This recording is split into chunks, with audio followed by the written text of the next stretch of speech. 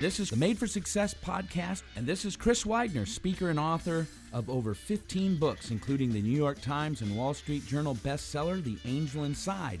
The Made for Success podcast will help you turn your potential into performance, succeed in every area of your life, and achieve your dreams. And now, enjoy the show. Our guest today is Mike McGavick. Mike just stepped down as the chairman, president, and CEO of Safeco Corporation. Under his leadership, Safeco improved its financial performance, had record customer satisfaction, and improved performance of the core business lines. He has also served as the lead negotiator between the insurance industry and Congress and federal agencies as director of the Superfund Improvement Project for the American Insurance Association, ensuring that funds were properly used to clean up the nation's hazardous waste sites. Mike has also dedicated his time and energy to improve the educational opportunities of the children of Washington State, serving on the boards of the Alliance for Education, the Partnership for Early Learning, and the University of Washington Foundation. And in his spare time, he's campaigning for a 2006 United States Senate position. Welcome, Mike. I like the reference to spare time. Yeah, in his spare time. Yeah. Well, you know, that actually is a good point, because one of the things I've found, and I've had many successful people who've sat down for conversations and been very gracious to give us time, is when you find high achievers, which you are, you find that they're so busy. I mean, they do these things, and they do this, and they do this, and they do this, and you kind of go, wow, where do they find the time? Or better yet, how do they manage their time? How are they able to do that? You know, in your spare time, you're running for a Senate position. How do you end up being so successful in life, running an insurance company, and now deciding to run for the Senate, and still being a dad and a husband? And what are some things that the viewers can say, wow, if he can do it, I can do it? Well, it's absolutely true. I don't think there's anything superhuman about it. I think the fundamental is you have to have goals for yourself that stretch you beyond what you think you can do. And when you have those goals in mind, it's amazing how time seems to expand to allow you to get your priorities done. And so in my life, I can remember when I was in high school, I was a distance runner in high school. And I used to take the bus to school and have to transfer downtown from one bus to the other to get to my high school. And then I'd stay after school to run, and then you'd have to do homework, and you'd take the buses home. Well, the day was really, really full. But what you learned is if you pecked away at it, you had a big goal in mind. Like I really wanted to be a good distance runner, so that was a big goal. And I wanted to do well in school, that was a big goal. Sure enough, I could find the time to get all that done. And in fact, I always found the more you were doing, the more you were trying to achieve, the more time you seemed to have. And so you just kind of keep pulling yourself out there and stretching yourself, and time just appears. So why is that? Do you think it's because people who have goals seem to be more acutely aware of their priorities, and since they're only focusing on their priorities, they don't get caught up in all the extracurricular stuff? I think you've put your finger on it. I really believe that. You know, I know that prioritization, the ability to focus on a few important things instead of all the little things that seem to confront us all the time, that is a really useful strategy. But the bigger thing to me is if you have goals out there about how you want to help society or help your community, help your town, help your company, help your family, as long as those goals are out beyond you, it's amazing how much of the little stuff just falls away, and you can keep focused on what really matters to what you're trying to help. Have you always been a goal setter? Like when you were a kid, I interviewed Tom Flick, who happened to be your, I guess, freshman year of college. He was my roommate, right? That's right. And he said when he was a kid, he said, I want to be a quarterback in the NFL. When you were a kid, did you say, this is what I want to do when I grow up? Well, it's so great about Tom that he did it. How about it, It's funny. I never thought about being in corporate America when I was a child. My father had been involved in politics. In fact, my whole family was involved in politics when I was a child. And as a result, I always thought public service was a really important part of life. And my father just drilled that into us, that you will do things that give back. So we were always involved in things like that. It wasn't until much later in life that I realized that, for me anyway, being able to contribute in the private sector was going to be every bit as important to fulfilling the idea of service as being in public service. So I grew up thinking, oh, gee, I'd like to really make a difference out there and really, maybe hold elected office or do some of those things. So even at a younger age, or was this more after college? No, this was really when I was very young. I can remember my dad makes fun of it, but when I was, during one of the presidential conventions where they were nominating who'd be running for president. I can remember sitting there and I took notes about the whole convention. Well, conventions are boring as heck. In fact, they don't even show them on television anymore, do they? Huh? No. And I've been to them now, and they really are dull as a dishwater. And yet I would sit there, like 5th and 6th grades and take notes about this stuff because it really fascinated me, and it was something I wanted to be involved in. It wasn't until later in life that I actually became disinterested in that, and only recently have become interested in it again. But I think the idea of knowing what it is you want to achieve and having that be something that draws you outside yourself so that all the little things about yourself don't get in the way and you focus on the goal, I think that's huge. Mission and purpose. And Sure. I mean, we all, everybody always says, well, we all want to be part of something larger than ourselves. But you do have to keep in mind, especially if you seek to lead and not just be a part of a group, if you seek to help others succeed, you've always got to be drawn to bigger ideas, to the bigger thing that can be done. And that just pulls us out of kind of our selfish selves and into a service self. And I think that's a very important notion. Yeah. Do you constantly set goals? Do you write your goals down? How does the goal process work for you? For me, it's more general. I just have a notion of what I'd like to do, and then I'm very opportunistic in moving towards that notion. So, for example, for Safeco, when we got there, as you know, Safeco was in big trouble. In fact, they'd lost a record amount of money the year I was hired. And we said, we know we want to be the insurance company of the decade. We want to be the most improved for this next 10 years. And we know that generally who we are is critical to this. In other words, Safeco is a company of great discipline. The people are very methodical about things. People follow through on things, which is kind of unusual in corporate America. Yeah. Well, we chose to concentrate in lines of business where that special characteristic, that we were really disciplined, methodical, follow through, we chose lines of business where that was the key difference between winners and losers. Well, the impact of that, so that's a very simple idea if you think about it. It's not, we will have this much in sales or this much. It was really about getting back to those core values of who we were, reflecting in what we were working on, and as soon as we matched those up again, the company just took off. So we knew we wanted to get really great. We knew a little bit about ourselves. We matched those things together. It wasn't so much a series of specific goals. Sure. Many people who are watching are leading small business, mid-sized business. There's some in corporate America. But everybody at some point or another has to do what you did, which is come into something that is less than an ideal situation. What do you do when you show up on a doorstep or you come into a company or a family or whatever and you see this situation that is less than ideal, but you want to turn it around? What's the process of turning something around? I think you start probably with the values and where do we want to go, but what do you do? How do you, especially the bigger the ship, the harder the turn? Well, I think one of the most important things is you approach it with a listening ear. The first thing you need to do is learn a lot about what makes the place special. What do the people involved in whatever it is you're trying to improve, what is it that they aspire to do, and what makes them tick? And usually there's something in the culture, the way in which that community behaves, that is special about that group of people. I mentioned a moment ago in Safeco, it was discipline, very methodical discipline, very decent place. People are very nice to each other. You don't hear people yell at each other at Safeco. Well, these reflect a certain character, a certain culture of how the company works. We used to define culture as that which informs you what to do when no one's there to tell you what to do. So you just it's in the air, it's in the modeled behavior that you watch every day. Well, again, this core distinction at Safeco was discipline, that they follow through, they treat people well. So we wanted to be in businesses where it's about lots of little things done right and where customer service is paramount to getting repeat business. If you're in any other environment, it might not be the same. So if you go in with a preconceived notion about how you're going to fix things, you might mismatch your solution to the real power of the group of people you're working with. So really understanding their aspirations, their traits, their behaviors, the culture, and matching that to the aspirational goal that can really be achieved through that culture, I think is a critical notion in leadership. So what was the missing key at Safeco, and how did you find it, and then how did you begin to move it? The missing key there was a lack of focus. Having misunderstood what had yielded great results in the past, not understanding that it was this discipline thing about lots of little things. The company had gone into other business lines, all in insurance, all seeming familiar, seeming kind of the same, and saying, Well, if we're very good at this, we'll be very good at that. But the fact was that what separated winners and losers in those other lines of business wasn't the same thing. It was really more, for example, we got into Lloyd's of London, infamous for insuring very Sure. rare or odd things. Yeah. Right? A pitcher's arm. Well, or Tom Flick's arm, I'm sure, was insured by Lloyd's. And there you're making big bets. Because, of course, with injuries, it's a sudden and unexpected event.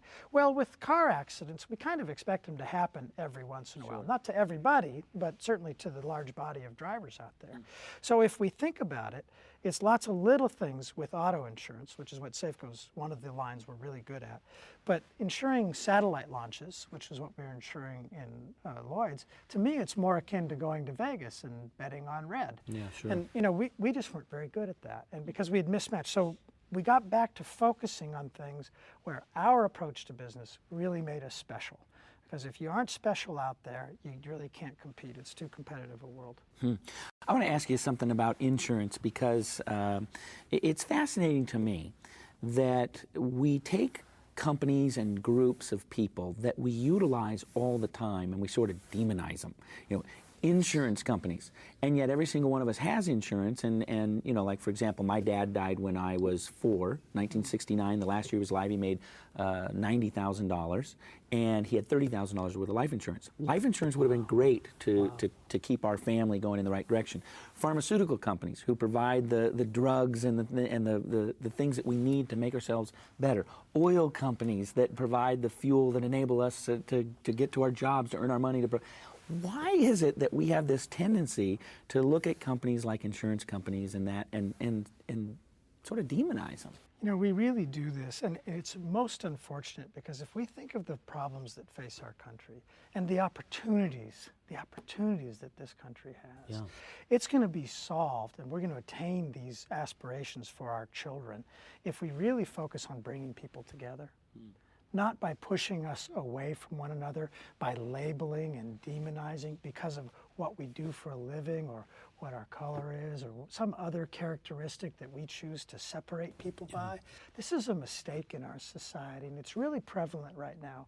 And some of us have got to step forward and change that. And yes, for example, right now, because I recently was working in an insurance company, some are opposing my campaign for the United States Senate by saying, well, he's a lousy, rotten insurance guy. Well, that's interesting. First, insurance is, I think, a really noble profession. What do we do in insurance, particularly the lines of business I worked on? When something calamitous happens to somebody, we help them put their lives back together. Sure. I think that is a wonderful thing to get up every day and try and get done. That's good work done for good reason. It makes a real difference in people's lives. And so I'm really proud that I work in the insurance industry. It's a great industry. It makes a difference for people. And I look at other industries. People make fun of the big oil companies. They make fun. They always find somebody to pin the tail on. And yet, if you step back from it, half of us in America work in large companies, doing good things for other people. And we should stop separating each other and focus more on how could we more come together, do better together, do better for our children. That's what it's about. I think this behavior's got to go. It's just got to go. Well, and it's both sides. It's the left not one says the right, side. and the right says the left. And, it's terrible. Washington, D.C. right now, think about what faces the country, right? We're a nation at war. Well, that's heavy-duty stuff. We have a growing federal deficit in relatively good economic times. That should unnerve us. We have an immigration system that's not working. We have challenges in our health care system, still can't insure the children. We can go on and on. There's a list of really grave issues facing this nation, and there's ways to solve them. And then we turn to Washington and we say, hey, folks back there, come on, help us solve these problems. And what do we see? We see them all perfectly predictable. Blame game, character assassination, no progress, partisanship ahead of citizenship.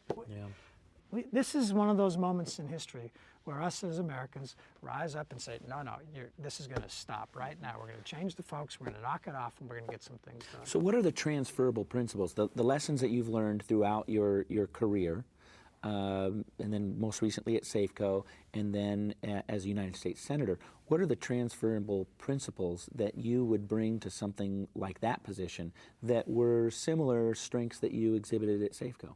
Well, one is approach it with a listening ear. start out by trying to learn what people need, what they aspire to be, and what we really can achieve, what's realistic for us to get done. That's the first thing you do.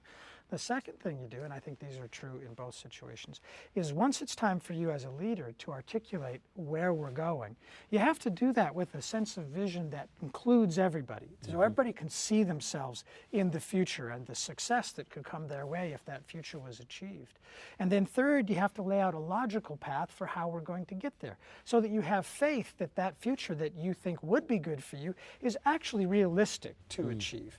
So when we got to Safeco, when we laid out this, we're going to be the company of the decade, we laid out some very basic things that people could see themselves doing, and they could see and watch the progress toward those things. They felt they'd be very beneficial to them. They felt they'd be very beneficial to the company as a whole. And they found, because we laid it out in detailed steps so that they could see the progress, they felt it was realistic. When you've got a realistic plan that's going to deliver something you really want, it's amazing how much energy is unleashed toward it.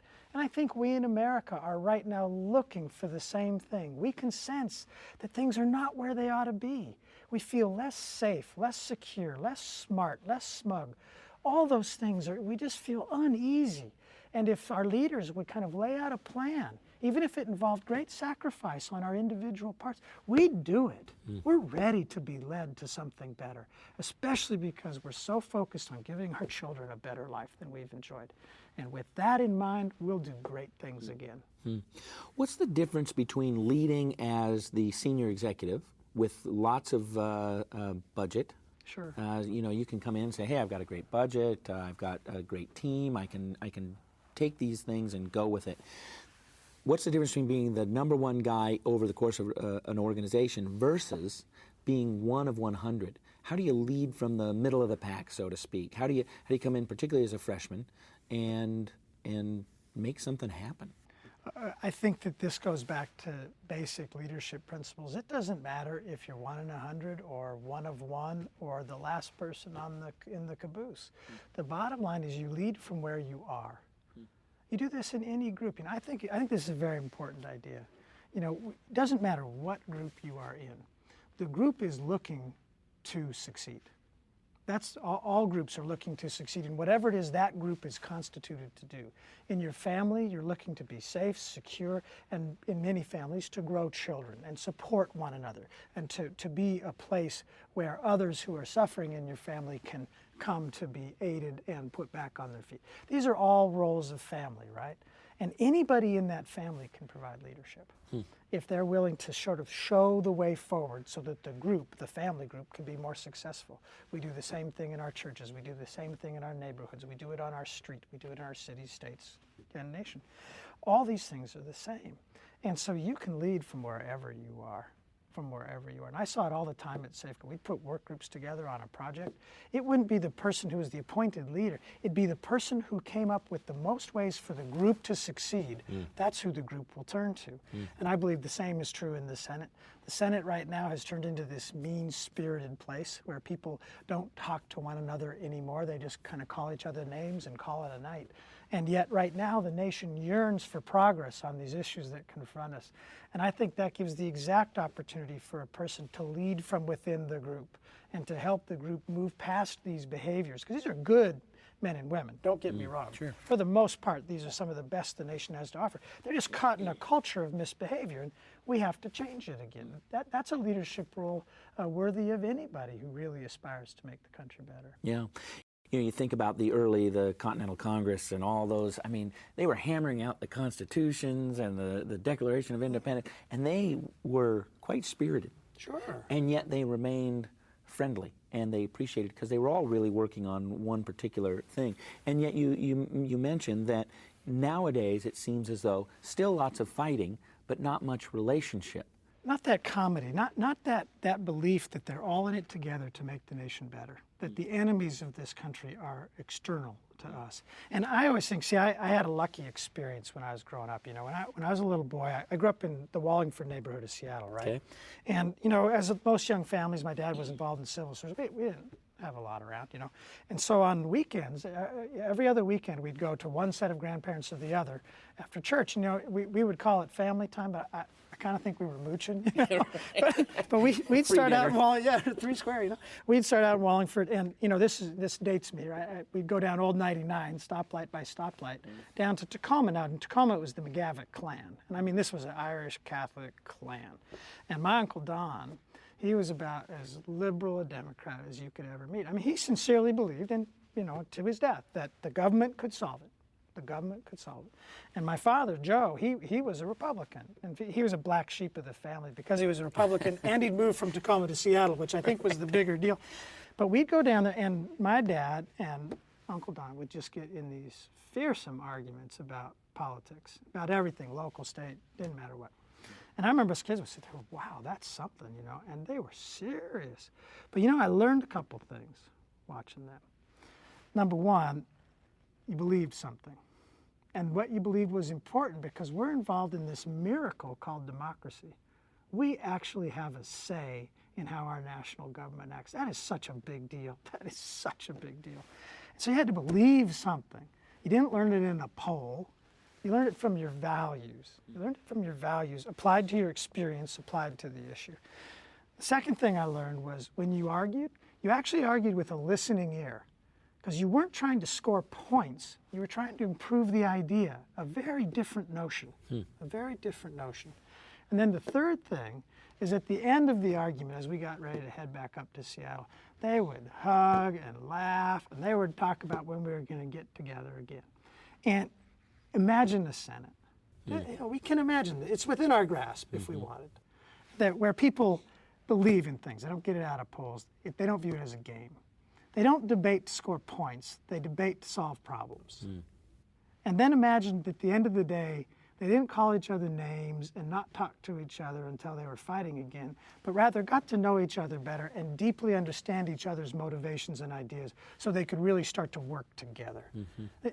These lessons were the lessons I learned watching my uncle and my dad argue politics when I was a little boy, and I still believe the Senate could use a big dose of those same lessons right about now. Do you think the problem is separate goals? That you've got lots of little constituencies with all these different goals, and if so, how do you recreate this idea that we all have one common goal, or 2 or 3 common? Yeah, I have never found it to be true that Republicans or Democrats or whatnot have different goals at the deepest level. We want a secure nation. We want people to be prosperous and free. We want them to have the right to pursue their dreams. Right. These ideas are shared. What is not shared is the path to there. And what is usually true is each party has some of the right idea. But getting to the right solution for the times is very hard to do. And that's why you have to debate with a listening ear. You cannot just say, I am absolutely right and you will do what I say. That's not leadership. That's just trying to, that's some kind of a fascism. You're trying to impose on others. Leadership is taking these ideas and finding the path forward amongst them with the best of what's available. With the recognition that we being humans, it will never be perfect. We can just keep making it better. Yeah. There's a sense of humility almost that has to be there, which is sort of, I guess, counterintuitive to someone who steps up and says, hey, I can be United States Senator. There's got to be a certain part where you say, hey, I think I'd be good at this, which is, but then on the other hand, you have to say, but hey, I'm just one part and I'm willing to learn. How, maybe that's a good question. Hey, look, how do you balance between the brashness that says, I'm going to run for U.S. Senate, and the other that says, I'm a humble person who knows that he doesn't know it all?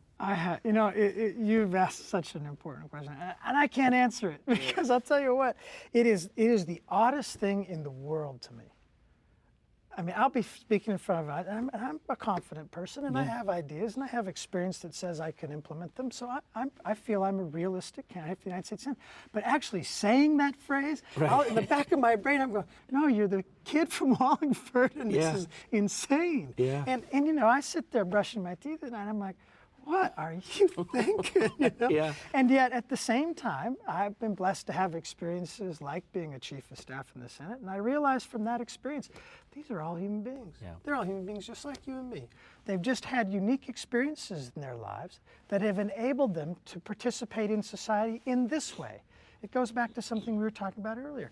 It takes all of us. It takes the truck driver, it takes the insurance salesman, it takes the insurance executive, it takes the person who washes dishes. It takes all of us, it takes the people who nurture the children, it takes all of us to add up to a great society. And each of us finds our calling, our role within that. And for me, because I grew up in a family that was always caring about these things, and because I got involved in campaigns at a young age, so I learned how it worked inside, and because I left that world and learned to lead large and complex institutions to success, these were great blessings in my life that I got all of these learnings. And then I look at a country that seems to be skeetering sideways, and I just said, oh no, maybe I should step in and help. And at that point, you just realize that we're all in this together, and we just each have an individual role. Yeah, and I've found the successful people that I've met who, from the outside looking in, people say, oh, and they put them up on a pedestal, but when you actually speak to them, the vast majority of people that I've been introduced to and spent time with and gotten to know, they are not arrogant at all. They recognize that, hey, I have some special giftedness in this area, and it's my chance to serve. Occasionally you run into the person who thinks they're the cat's meow, but, As I grow balder and sillier looking with age, I've lost all notions that I'm perfect. And, and I think about this, it's so funny to me because there's a presumption. There's a presumption, well, a CEO, he must be a fathead, and all that. And I run into it all the time. But one of my favorite phrases is about an hour after I met somebody or half hour, I'll hear somebody say, boy, you're not anything like I thought you'd be. That just makes me so happy because those impressions we have, I'm with you, of the successful people I've ever met, they have approached leadership as service. Yeah.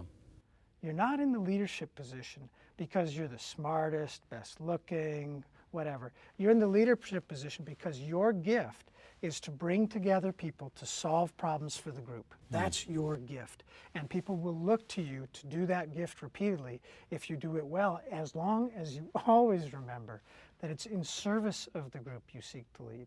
That's how it happens. And every time I've ever been placed in leadership, it wasn't something I aspired to from the start. It was something that evolved, and that's been true in every aspect of my life. Thanks for listening to the Made for Success podcast. Get to know us at madeforsuccess.com/podcast.